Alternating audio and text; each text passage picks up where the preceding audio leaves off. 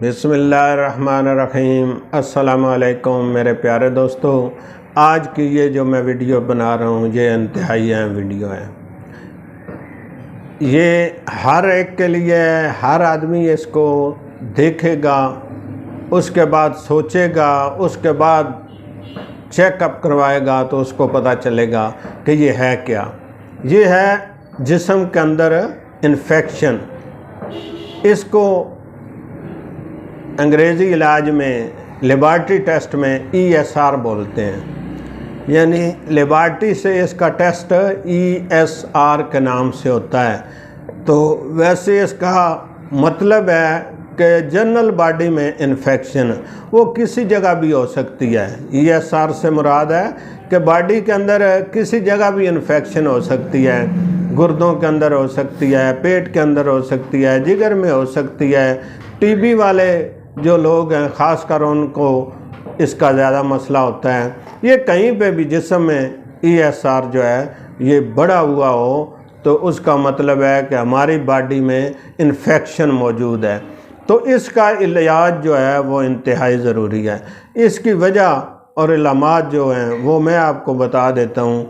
آج کل تو شاید ڈاکٹر اس کے متبادل کوئی ٹیسٹ کروا رہے ہیں یا یہ نہیں کروا رہے، اس بات کی مجھے نہیں سمجھ آ رہی۔ میں اتنا زیادہ پڑھا لکھا بھی نہیں ہوں کہ میں ان کے ایلوپیتھک والوں کے تمام ٹیسٹ جانتا ہوں، لیکن کافی حد تک میں نے بھی سرچ کیا ہے۔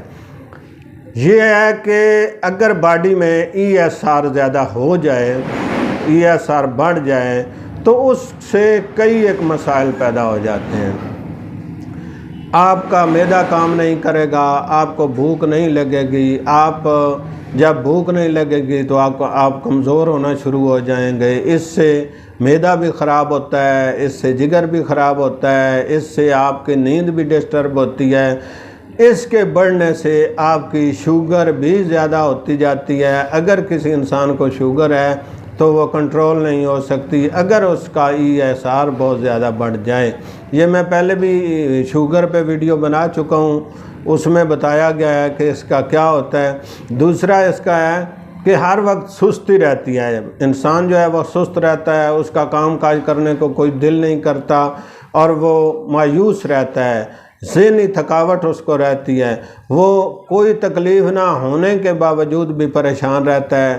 اس کے ساتھ تھوڑا تھوڑا بخار بھی ہو جاتا ہے، بعض اوقات ٹیمپریچر ہوتا ہے، ہلکا سا ہوتا ہے، بعض اوقات نہیں ہوتا، کسی وقت ہو جاتا ہے، کسی وقت نہیں ہوتا۔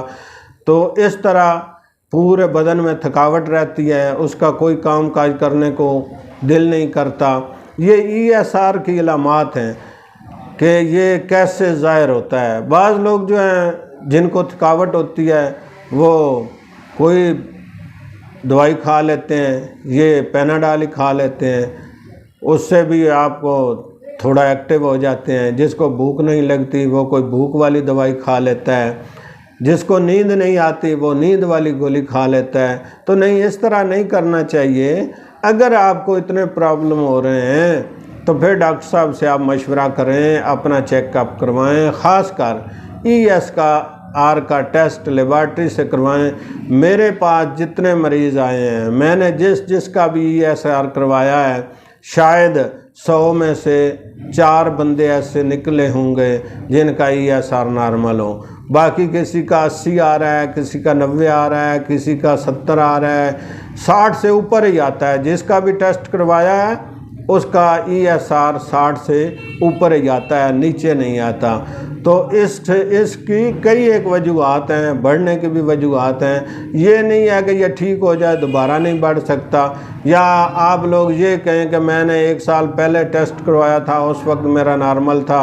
نہیں، یہ کسی وقت بھی بڑھ سکتا ہے، کسی وجہ سے بڑھ سکتا ہے۔ تو ESR کا نارمل ہونا بہت ضروری ہے۔ اگر یہ زیادہ ہو، جسم میں ESR بڑا ہوا ہو، تو آپ کو جس طرح خوراک اثر نہیں کر رہی اسی طرح آپ کو دوائیاں نہیں اثر کر رہی ہوتی۔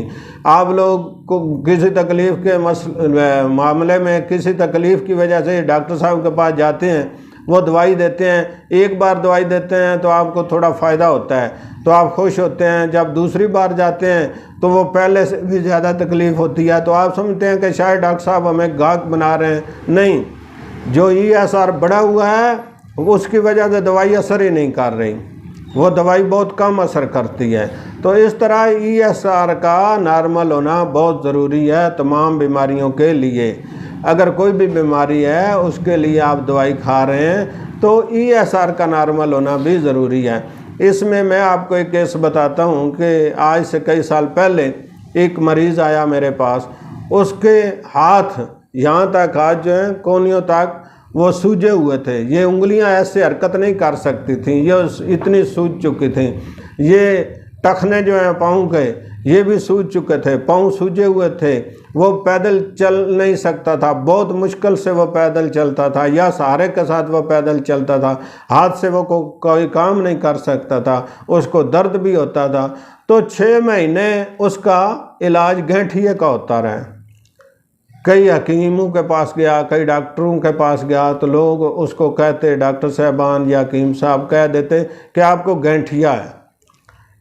وہ کسی حوالے سے میرے پاس پہنچا تو میں نے کہا بھائی یہ گینٹھیے کی تو یہ علامات ہی نہیں، یہ تو میں آپ کو لکھ کے دیتا ہوں کہ یہ گینٹھیا نہیں ہے، گینٹھیے کی یہ علامات نہیں ہوتی جو آپ کے ساتھ ہیں، ایسے نہیں ہوتے گینٹھیے کے مریض۔ تو آپ نے کوئی لیبارٹری ٹیسٹ کروائے ہیں؟ جی سبھی کروائے ہیں۔ میں نے کہا دکھاؤ۔ جب میں نے دیکھے باقی یورک ایسڈ زیادہ لوگ جو ہیں وہ اس کا ٹیسٹ کرواتے ہیں کہ جس کو جوڑوں کا کوئی پرابلم ہو اس کا یورک ایسڈ چیک کرواتے ہیں، جس کا یورک ایسڈ نارمل ہے وہ کہتے ہیں بس یہ جوڑوں کا نہیں معاملہ آپ کا ٹھیک ہے۔ تو اس طرح نہیں ہے، اس کا یورک ایسڈ نارمل تھا، باقی ٹیسٹ جو تھے وہ بھی نارمل تھے۔ میں نے کہا یہ ایک میں بھی کرواتا ہوں ٹیسٹ ESR، وہ تو کسی نے کروایا نہیں، تو آپ سب سے پہلے ESR ٹیسٹ کروائیں۔ اس نے ESR ٹیسٹ کروایا، جب وہ کروایا تو اس کا 80 آیا، یعنی 80 ESR آ گیا۔ تو میں نے کہا یہ آ گئی ہے آپ کی تکلیف، اب آپ دوائی کھائیں، شفا اللہ دے گا۔ تو میں نے 15 دن کی اس کو دوا دے دی۔ 15 دن کے بعد دوبارہ اس کا ٹیسٹ کروایا گیا تو اس کا 65 آیا اور اس کو کافی ریلیف تھا، یعنی سوجن پہلے سے کم تھی، پین جو درد ہوتا تھا وہ اس کو نہیں تھا، وہ اپنے ہاتھ سے تھوڑا کام بھی کر لیتا تھا، پیدل چل بھی لیتا تھا۔ پھر اس کو 1 مہینے کی دوائی دے دی۔ 1 مہینے کے بعد جب دوبارہ وہ آیا تو اس کی سوجنیں تمام جو ہاتھوں پہ تھی، پیروں پہ سوجن تھی وہ ختم ہو چکی تھی، اس کا درد جو ہے وہ نہ ہونے کے برابر تھا، درد ہوتا تھا، یہ نہیں ہے کہ وہ مکمل ٹھیک ہو گیا تھا، درد ہوتا تھا لیکن وہ کام کاج کر رہا تھا، وہ مزدور آدمی تھا، وہ کہہ رہا ہے میں بہت خوش ہوں، میں آپ کو بہت دعائیں دیتا ہوں، اب میں مزدوری کر سکتا ہوں۔ تو اس کا دوبارہ جب پھر 1 مہینے کے بعد ESR ٹیسٹ کروایا گیا تو اس کا 30 آیا۔ میں نے اس کو بولا بھائی ابھی 1 مہینہ اور آپ دوائی کھائیں تو یہ نارمل ہو جائے گا۔ تو اس طرح ESR جو ہے وہ ایسے کام بھی کرتا ہے کہ ادھر اس کا گینٹھیے کا علاج ہو رہا ہے کہ آپ کو گینٹھیا ہے اس لیے یہ آپ کے ہاتھ پاؤں سو چکے ہیں، نہیں، یہ ESR کا فنکشن تھا۔ میں نے تو اس کا ESR کا علاج کیا ہے، میں نے گینٹھیے کا علاج نہیں کیا۔